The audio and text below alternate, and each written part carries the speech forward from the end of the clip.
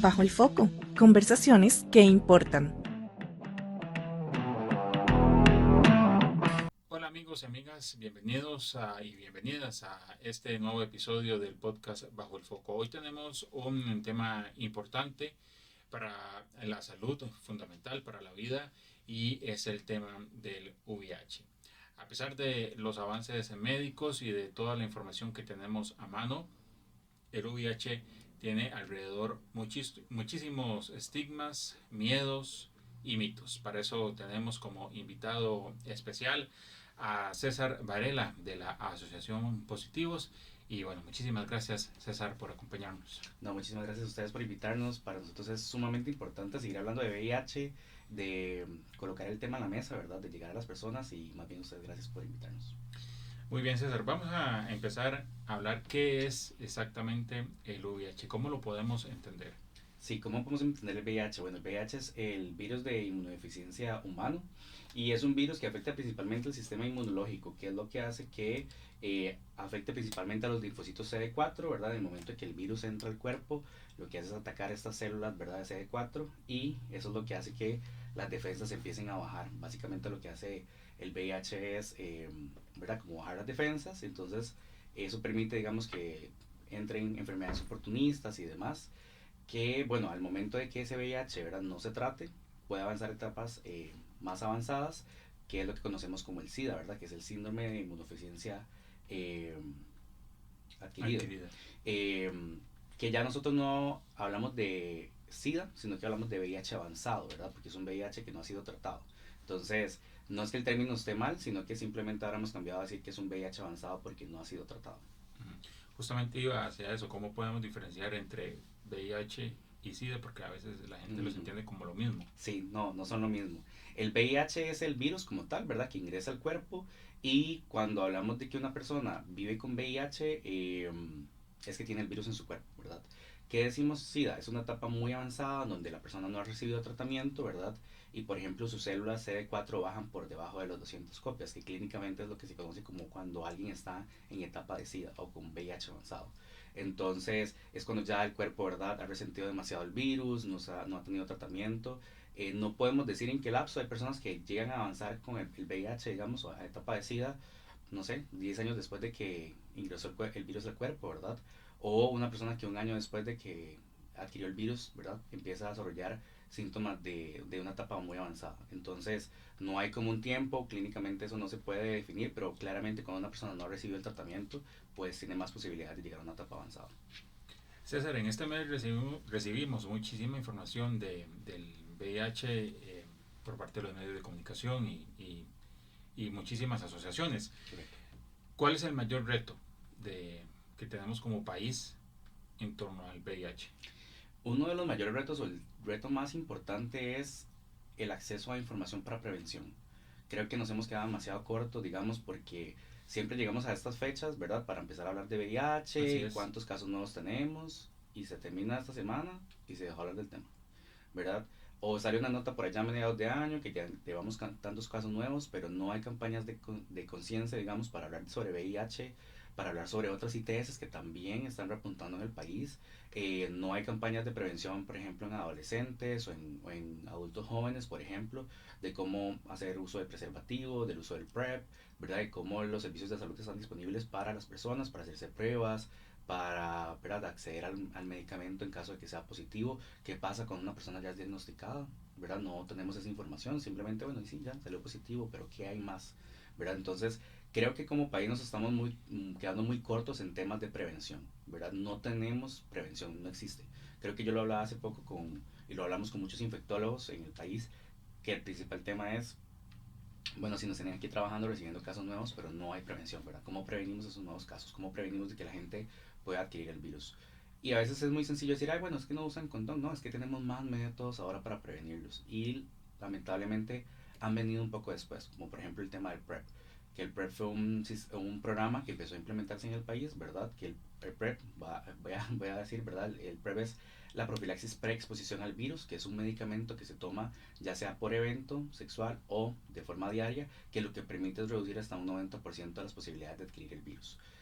Por ejemplo, PrEP fue un programa que empezó a implementarse gracias a un financiamiento externo, ¿verdad? porque la caja no quería básicamente empezar a implementarlo. En el momento que más de 1000 personas se inscriben en el programa y es exitoso, entonces la caja dice, bueno, vamos a empezar a implementarlo, y eso fue hasta ahorita 2022, o sea, muy reciente, cuando el PrEP es un medicamento que está disponible desde hace casi una década, digamos, en otros países del mundo. Entonces ahí es donde vemos que nos estamos quedando cortos para prevenir el VIH, para, digamos, prevenir esos casos nuevos. Entonces, sí, vamos a seguir recibiendo esas noticias de casos nuevos, pero sin realmente, ¿verdad?, atacar de raíz el problema que es la prevención.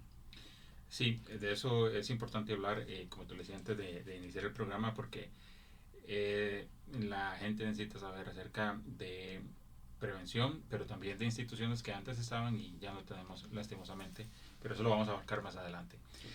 ¿Qué prácticas de prevención son las más efectivas? Las prácticas más efectivas, desde Positivas estamos muy de acuerdo con el uso preservativo, y más sin embargo sabemos que no todas las personas lo utilizan, ¿verdad? Y por eso es donde hablamos de que hay otros métodos de prevención.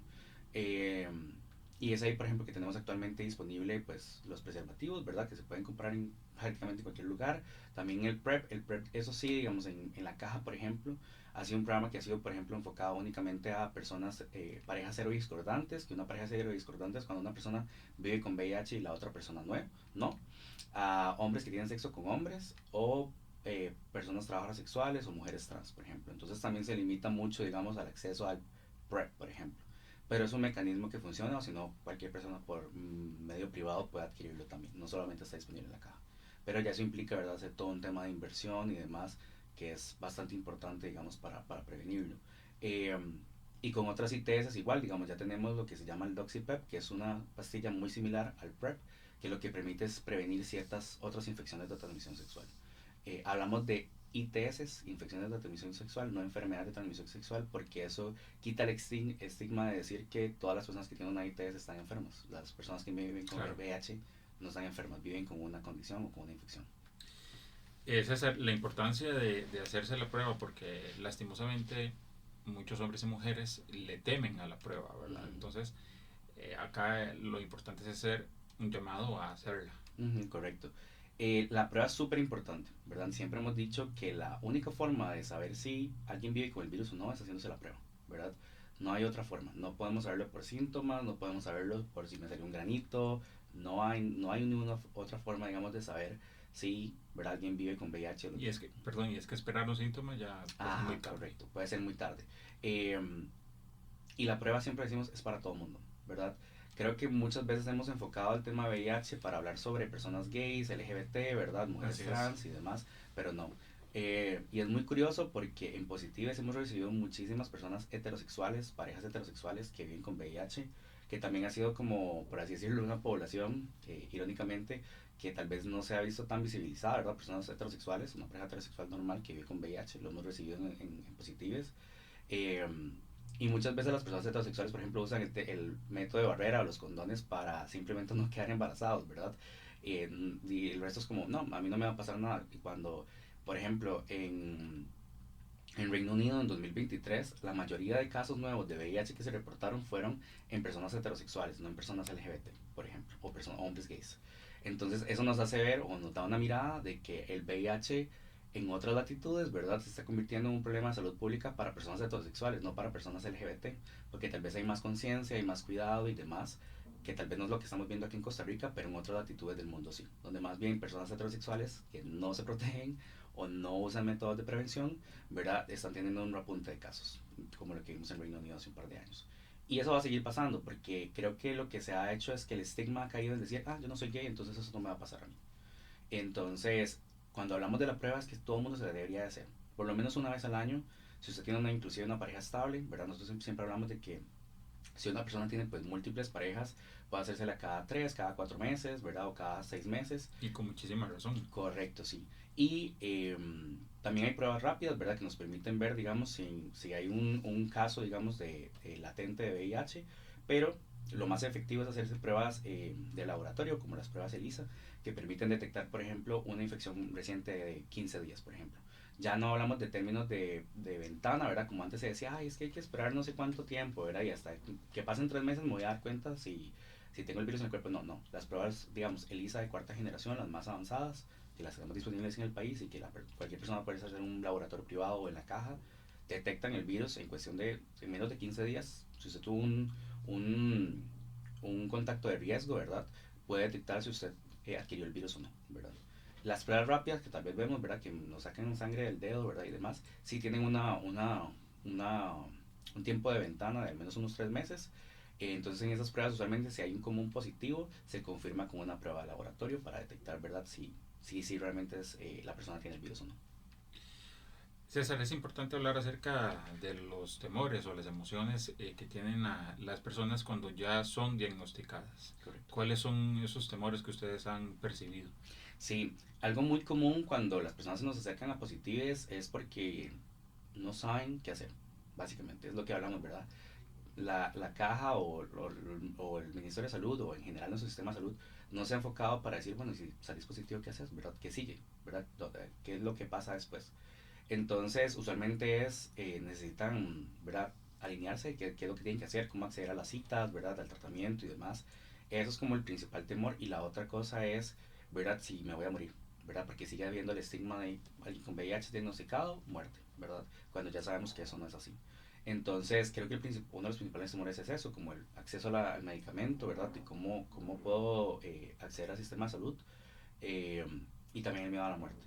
Y también uno súper importante que casi nunca mencionamos, el tema de la confidencialidad, ¿verdad? De contarlo a personas, de que si lo cuento a un amigo, si lo cuento a mi mamá, si lo cuento a mi papá, ¿qué van a decir, verdad?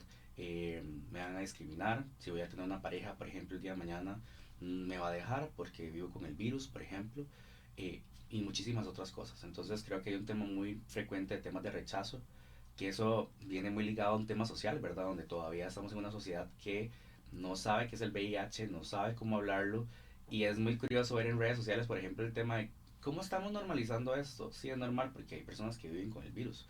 Por eso debería ser un tema normal que se pudiese hablar. No estamos normalizando en decir que todo el mundo vaya y lo adquiera. No, el tema es normalizar para poder hablar del virus y podernos referir de forma correcta y hablar de forma, ¿verdad? Sin estigmas hacia una persona que vive con VIH. Algo que decimos desde Positivos es muy curioso es que si usted en su grupo de amigos o familiares o de la universidad o del trabajo nunca se ha cuestionado si alguien vive con el virus, muy posiblemente a la par usted tenga alguien que vive con el virus y no te sienta la confianza de llegar a contárselo a usted porque no sabe cómo usted va a reaccionar. Entonces siempre creo que es Debe estar importante, esa apertura. correcto, de pensar, más bien yo alguien aquí que se sienta a la par mía puede vivir con el virus. Y aunque ustedes no lo crean, en realidad sí puede pasar. Y aunque no, ustedes tal vez no lo sepan, esa persona que está a la par suya vive con el virus desde hace no sé cuántos años, pero tal vez no tiene la confianza y no sabe cómo usted va a reaccionar, ¿verdad? César, el acompañamiento emocional, ¿cómo lo han notado ustedes que es importante hacerlo? Ujú. Em, Perdón, y el acompañamiento emocional también de parte de las instituciones públicas. Sí, algo muy curioso es que, digamos, por ejemplo, la Caja Costarricense, después de que una persona es diagnosticada, ¿verdad? Le brinda muchísimos servicios, ¿verdad? Desde temas de nutrición, temas de psicología, trabajo social, infectología, ¿verdad? Que es la área que se encarga de verdad de todo el tema de VIH. Sin embargo, por ejemplo, en temas de psicología, creo que la caja se queda un poco corto y no hablo solamente en temas de VIH, sino en general. eh, y es porque nos llegan a decir mucha gente como que ya está en tratamiento y demás y empiezan con psicología dentro de la caja y de ahí unos meses después lo dejan botado porque realmente es como mucho relacionado, bueno, es que se tiene que seguir adelante, ¿verdad? Y como todo ese tema como muy por encima, ¿verdad? Y que nosotros decimos que, por ejemplo, es súper importante cuando una persona es diagnosticada, la comunidad. O sea, saber que hay otras personas que también viven con el virus, que tienen una vida muy similar a la suya, que han seguido, ¿verdad? Como normal, que tienen una pareja y demás. Entonces creo que al final eso es lo que permite que las personas puedan avanzar, ¿verdad? Es súper curioso porque, digamos, cuando hemos tenido sesiones positivas, hemos tenido desde gente súper joven, no sé, de 18 años, literal, recién cumplidos, a como podemos tener personas que viven con VIH desde los 90 y que hasta ahora se atreven a hablar del virus, digamos, de su vivencia y demás. Entonces, eso demuestra cómo la comunidad y cómo los espacios, digamos, para compartir con otras personas que viven con el virus son sumamente importantes y que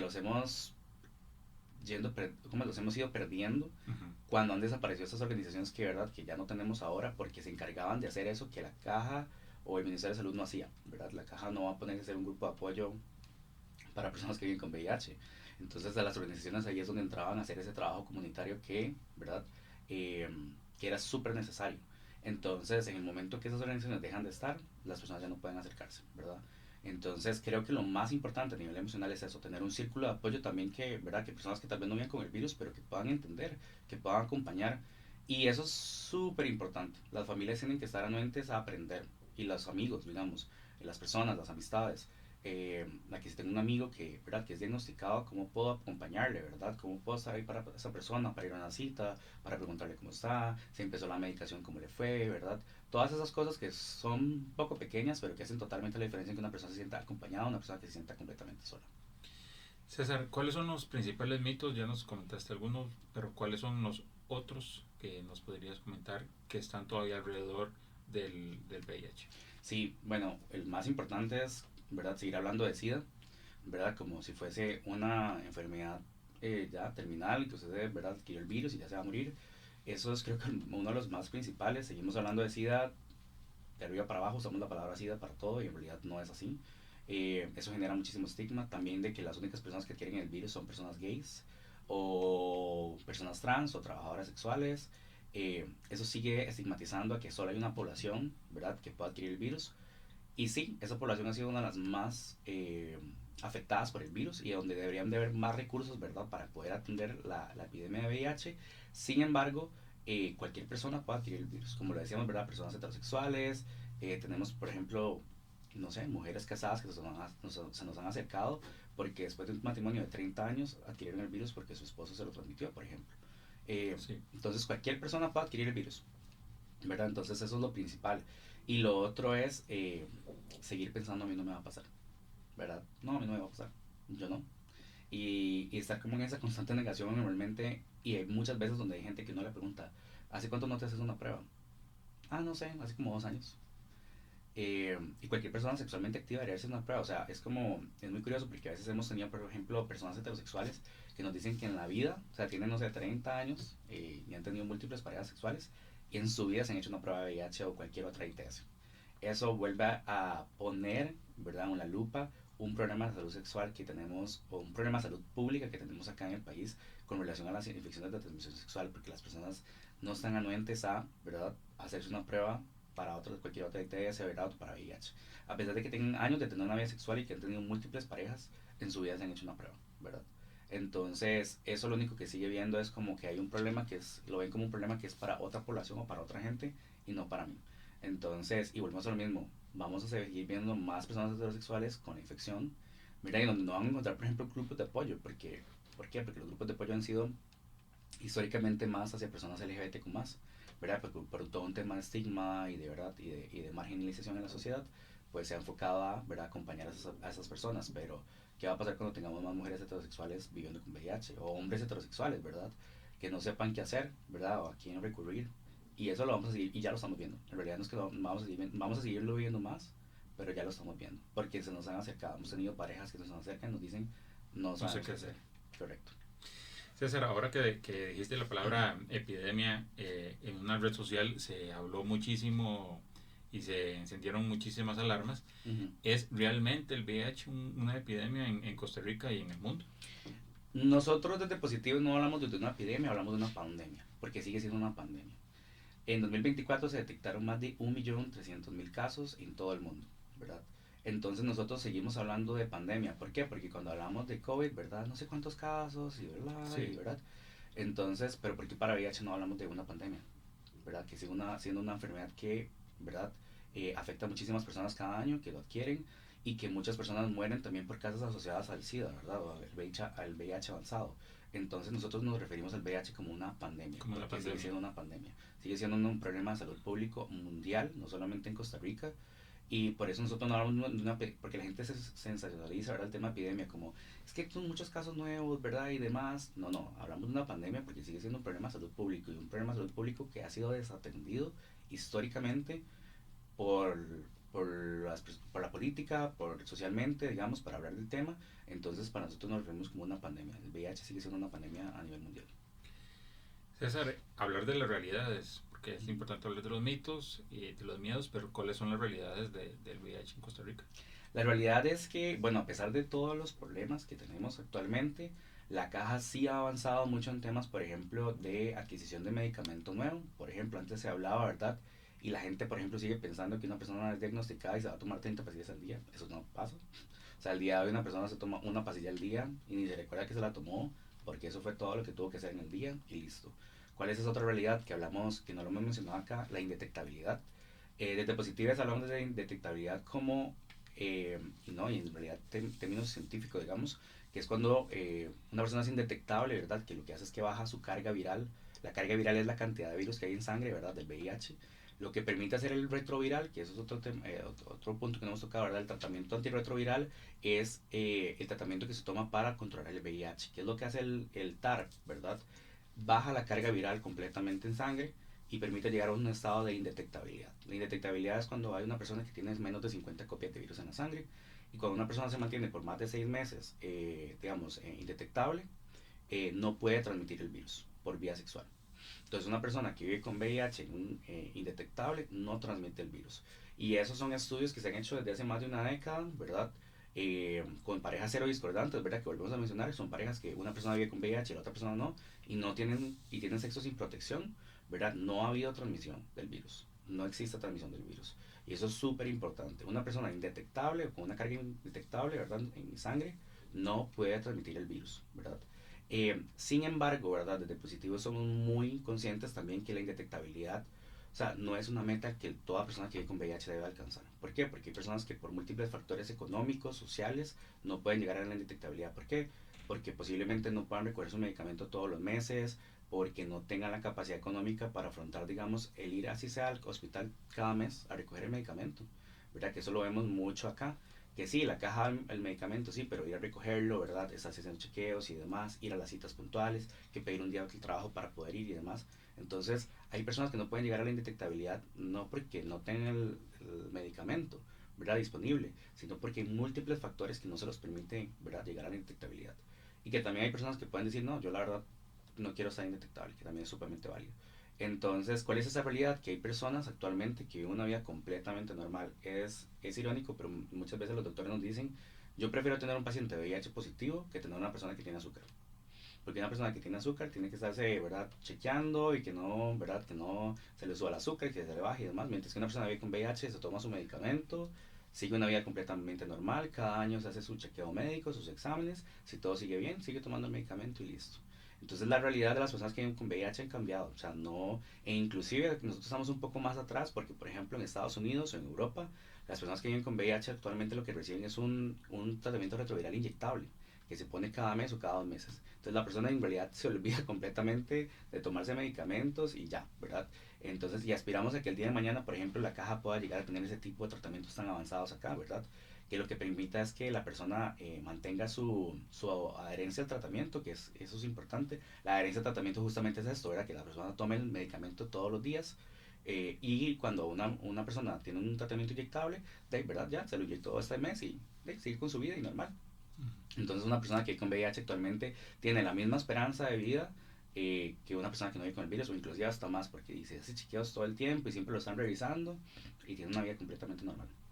César, es importante hacer un llamado a la acción y cuáles son esas acciones positivas que pueden hacer las familias y las comunidades para ir derribando estos estigmas y mitos que hemos hablado en torno al VIH. Sí, desde las familias o de las amistades o personas cercanas a una persona que vive con VIH es realmente informarse, ¿verdad? Informarse sobre el tema, sobre qué es el VIH, sobre cómo una persona que vive con VIH vive, ¿verdad? Que todo eso que hablamos del tratamiento, de los exámenes y demás, porque muchas veces decimos, sí, esa persona vive con VIH, pero ¿verdad? ¿Qué hace para llegar a tomarse el medicamento todos los días, ¿verdad?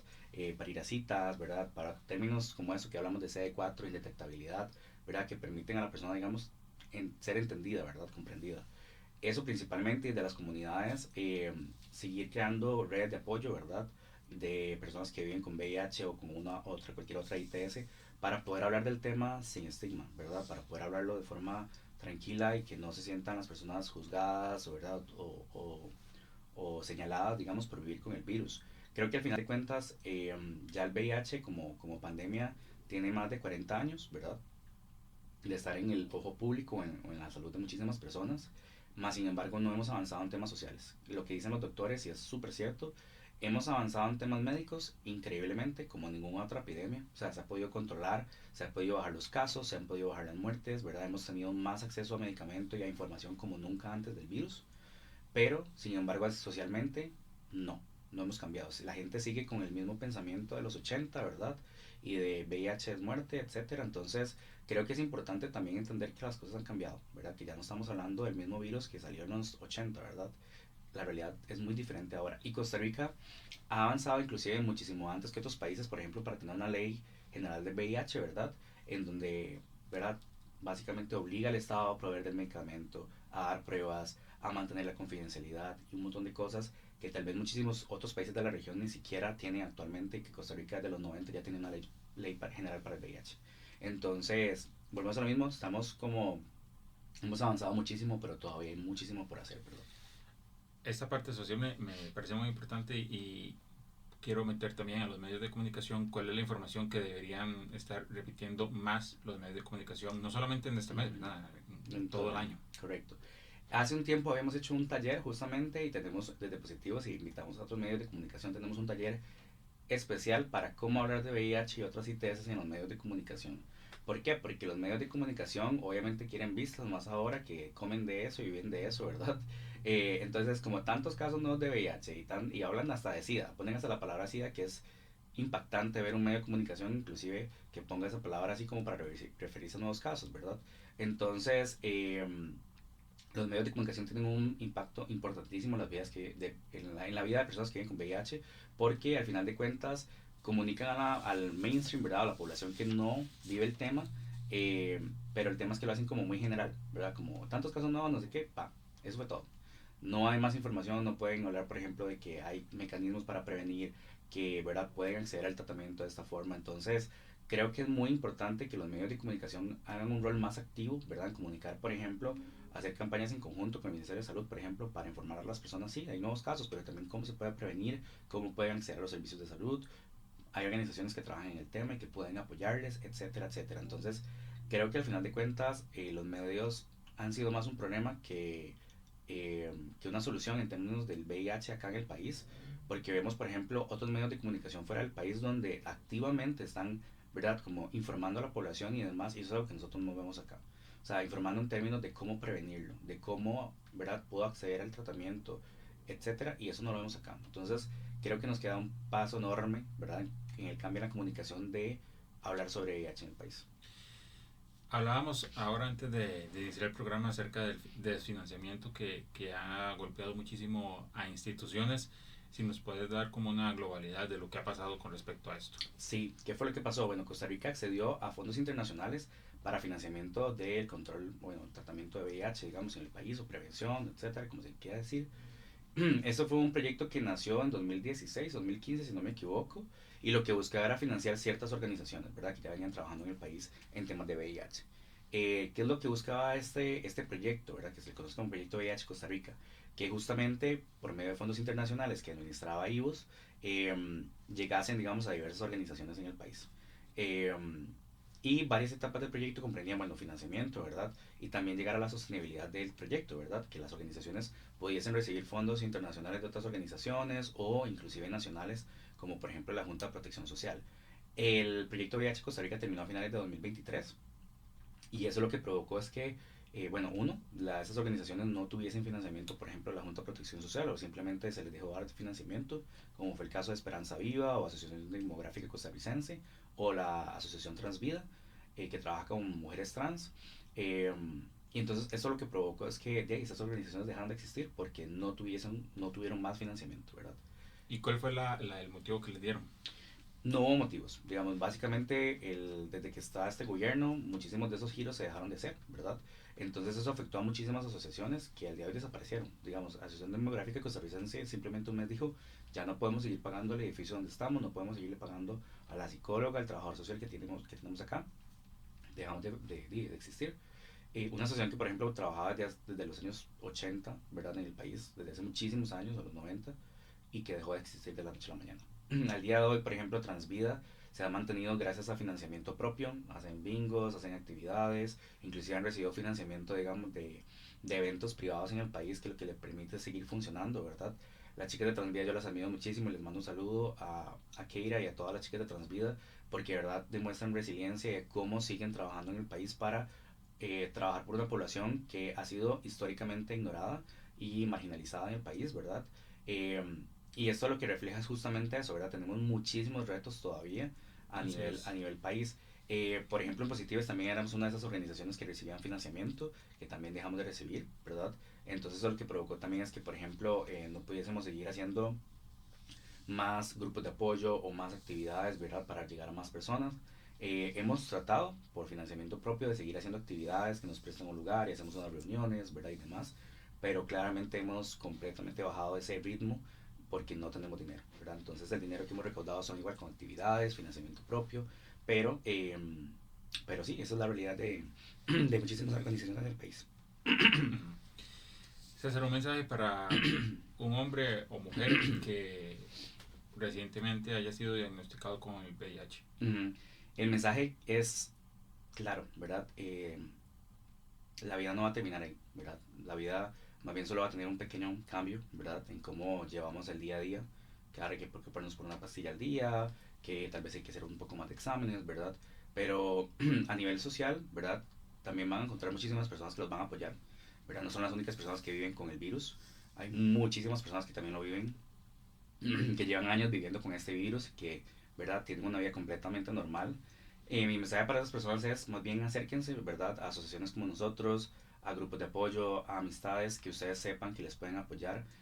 También algo bueno, tal vez hay personas más jóvenes o en general de, por ejemplo, la comunidad LGBTQ+, que están más informadas, digamos, del tema, que sí, que sigue habiendo estigma y un poco de falta de información, más sin embargo hay personas que también están informadas, que también tienen, sí, yo tengo un conocido que vive con el virus, ¿verdad? Y no pasa nada.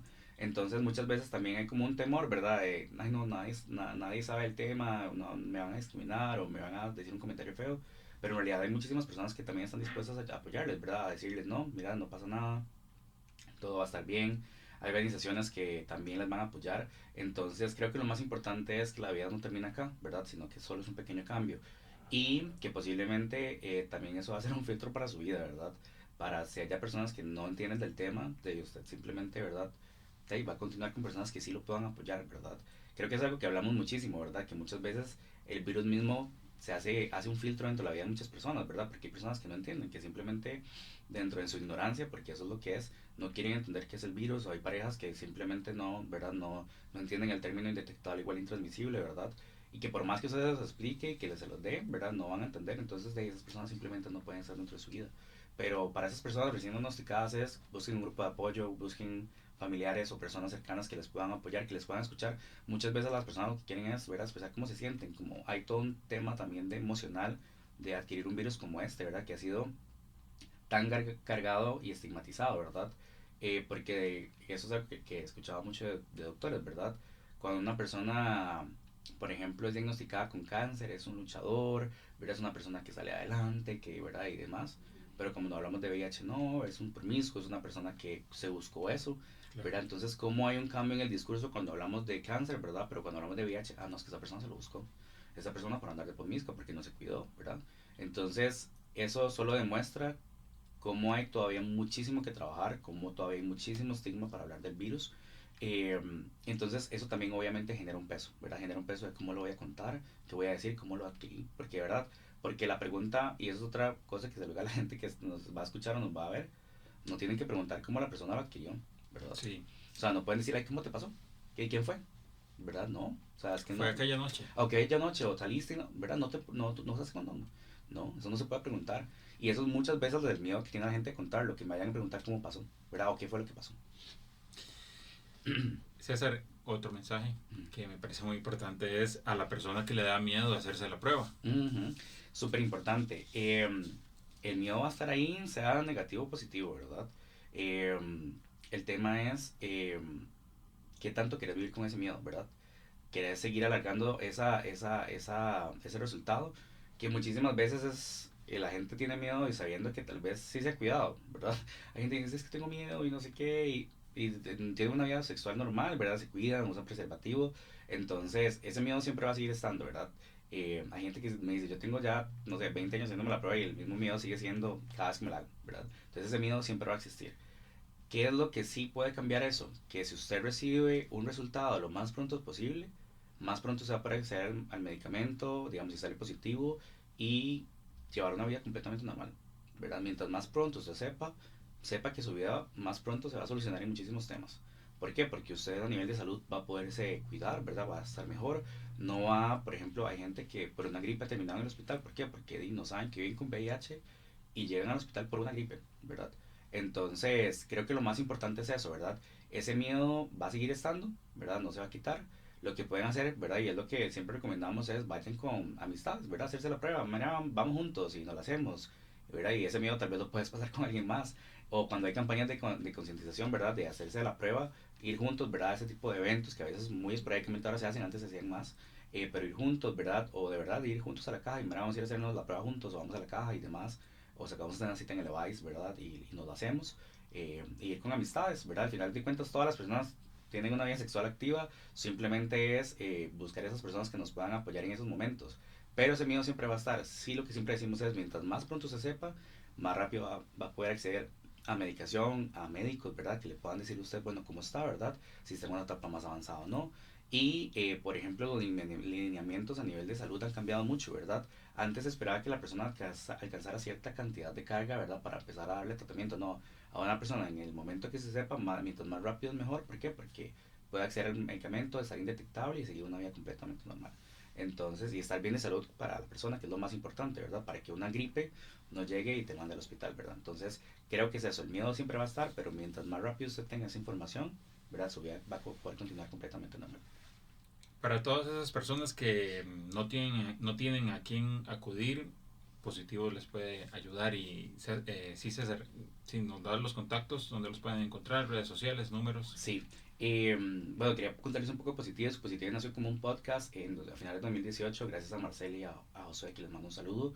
Y al día de hoy somos una asociación que está conformada por personas que viven con VIH u cualquier otra ITS, ¿verdad?